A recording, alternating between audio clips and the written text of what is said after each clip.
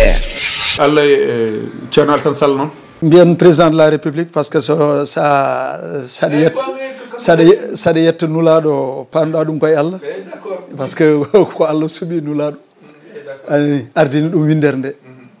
wona donc ko widema politique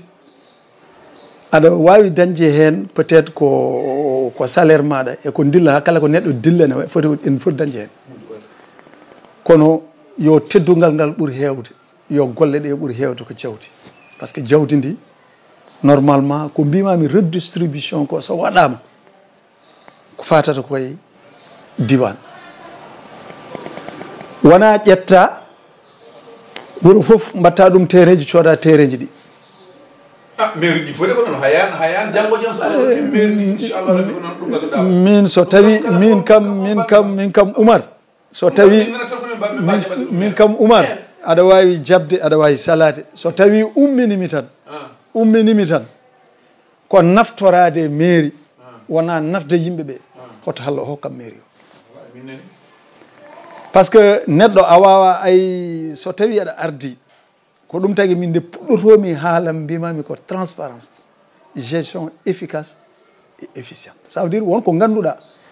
aɗa yiiɗi par exemple wadde oɗo programme o omo jara 50 millions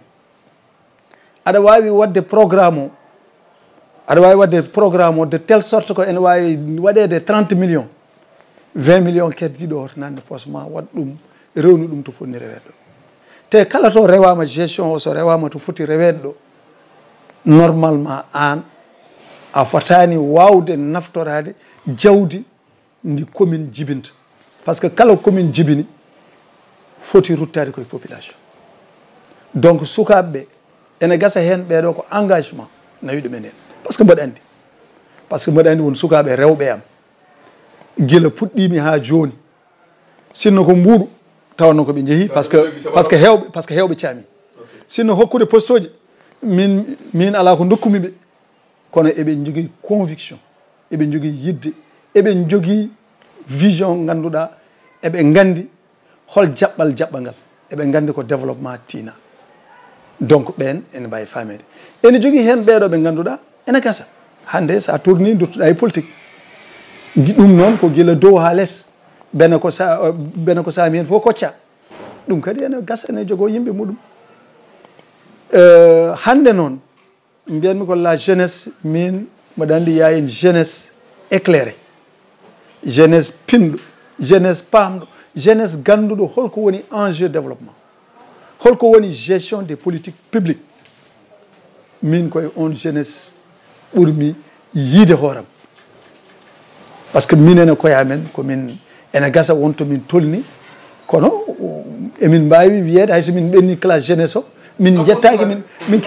keɓani 50 ans emin jogui ɓe ganduɗa ɓeeɗo emin ndewe koyɗe mumen ɓe ganduɗa ɓeeɗo emin gandi sinno ko kañumen tan kadi gonno ene hay sinno keeɓi 60 yiyama parcours mumen ko yidde diwan o ko yidde ɓamtude diwan docteur ko hikka ko yiya e ɗiɗo candidat ji ko aɗa ara e wuuro nden wuuro kala ko yaaji ko candidat goto tawata toon ene wonan toon oɗo landa mais hikka aɗa ara e wuuro ɓurgo famɗude tawa hen candidat jeetati tawa hen nayyi foof mana ndendi manan APR hol politique cuuɗi nder to manam mo yimɓe ganda politique suuɗaki lesto suuɗi lesto ko yimɓeɓe ɗama muuya mumen et leurs élus locaux mi wiyani président de la république président fait un travail extraordinaire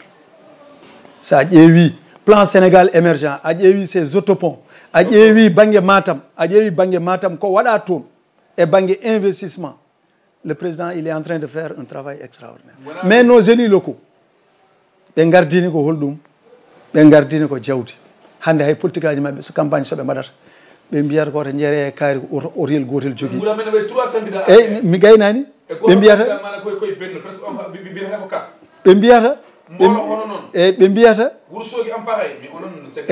ɓe mbiyata yimɓeɓe e on ndewe yimɓe ngala galleji ngala otoji cortège aji walla ɗum ɗo c'est pas ça de la politique il se trompe neɗɗo noon so woni juuɓe jeeɗiɗi ala ko waɗi ko ganduɗa yimɓeɓe ne payi hen giti mumen ala ko waɗi kene holla yimɓeɓe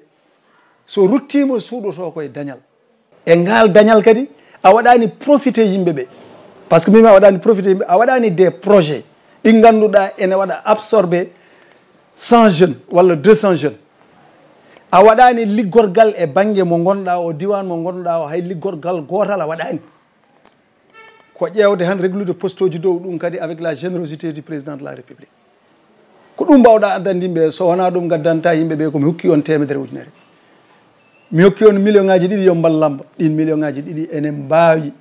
wadde ko ganduɗa ɗum ɗo ene wawi docteur a wawa rokkade million ngaji ɗiɗi won mbawi rokkade million ngaji ɗiɗi oppurokira non jinmi widama min ko dokkanmi ko ɓuuri million ngaji ɗiɗi dokkanmi ko un programme dokkanmi ko golle à long terme wona gare mi signé noon convention lebbi tati oɗon ƴetta balitaji par ce que alaji cimbo dilli ɗum ɓenna contrat ji darto duuɓi jeeɗiɗi ko lebbi tati ɗiɗo contrat ji ceññinte duuɓi jeeɗiɗi ko hande gaddotonde 2 millions oɗen peccere kalis min ko dokkanmi ko min non ene moƴƴe population yo population o ƴettu par ce que soɓe gaddi jawdi yoɓe ƴettu ndeɓe nde laamu ngu arano nde ɓe mbawa hokkude hay buɗɗiɗi nden ko ujunnaji amen nogas ujunnaji amen capanɗe jeegom mbaɗatno meeting ngaji ɗi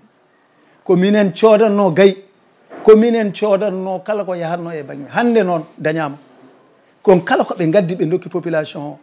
kala toɓe noddi réunion min mbiyanmi ko yo yimɓeɓe yoɓe jaa kala koɓe dokka yoɓe ƴettu kamɓe jeeyi par ce que hay hunde en ala koɓe jeeyi kono yoɓe gandu oɗo élection c'est une élection importante duuɓi jeeɗiɗi ɗi kam kolliri halpurde mbi ko ɓuuti holliri so tawi ɗiɗo lebbi tati ɓe gari eɓe puntimɓe kollenɓe ko enen ɓuuri finde puntenɓe ñamen kalis o so yonti mi wiyani alaji cembude ƴette mo ganduɗa oɗo oɗon kooli programme muɗum oɗon gandi nunɗal muɗum oɗon gandi ɗum guila hanki par ce que ɓe wonɓe ɗo ɓe fof yimɓe gandi yimɓe en gandi histoire mumen juutani eɗen gandodiri guila hanki juutani ndaare hanki o nafatnoɓe waɗannoɓe ɓe wuuro ngo jarani ɓe diwan o jarani on garti noon responsabilité addama hay juuɗe moɗon kala ko mbawɗon suɓade hen kala ko mbawɗon suɓade hen cuɓoɗe o ganduɗa ko gardiɗo nunɗuɗo gardiɗo jiɗɗo diwan o gardiɗo kadi mo gollorta ko diwan o par ce que wonɓe ɗon ɓe fof hande ko businessman uji onon boss ngaalu wayi tan kon leydi saabu on jogui projet 700 milliards ɗum kam en kala en kalta e ɗum ni quoi on jogui projet 700 milliards leyɗele mon ɗumen mi haalani pour yen kaal ɗum onon kam kon ngaaluji ɓoyɗi e namdal men battidingal e mbaseɗa e mbaynoroɗa e eywa 700 milliards jala keɗen kaal ɗum ɗo ɗum goppeten ko ha gona maire so Allah jaaɓi jiɗɗa ko yomi non non en kalani hen kono non mi wiyani en kaalen eyyi non ala caɗele ala caɗele jinmi widam docteur relation mi wiyani en kaali 700 milliards ɗum mi siftini hen ene woodi aɗa jogui liggey sa ari so Allah addima aɗa jogui liggey jinmi widam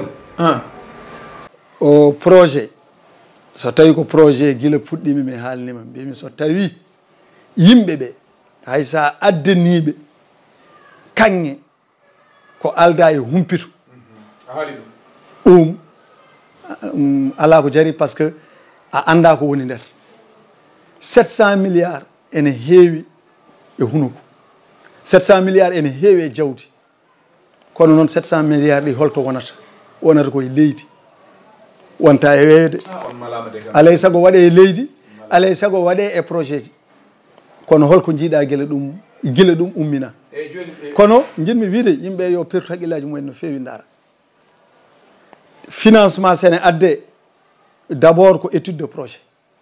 faisabilité o waɗe kono on nani to ene 700 milliards contrat ji signanama e nder orlaji taw fuutankoɓe anda ko gandi hen te wonko yimɓeɓe ganduɗa jeeyi ene ndeni ɗum foti ko renede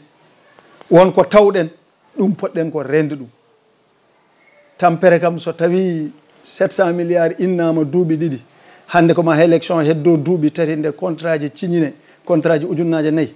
contrat ji ɗi ganduɗa ɗiɗo ene ganda kadi so tawi élection ɓenni koko ñanata ɗum wadde ɗum wala probléme e jinmi widama gueɗel gotel cakkitortomi d' abord ko wadde remercier yimɓe hewɓe ne mbiya so tawi kam koye nder diwan Bosoya kala manan candidat mo yaadani Farba wona e maire ma mbaddata koye Farba mbaddata te sa renaki a selta yimɓe fof no mbiyata wona an tan ɗum de gonga so tawi ka woni candidat e nder Bosoya wona e maire ma mbaddata ko Farba min mi wonani candidat eyyi non non war sese war sese war sese war sese war sese war sese jimmi widama min umminanimi wonde candidat huccodirde e neɗɗo walla neɗɗo min haram diwi hakkuname neɗɗo so tawi hakkuname neɗɗo e neɗɗo wonno tan mi accat seede Allah min umminimi ko des principes et développement min gumminimi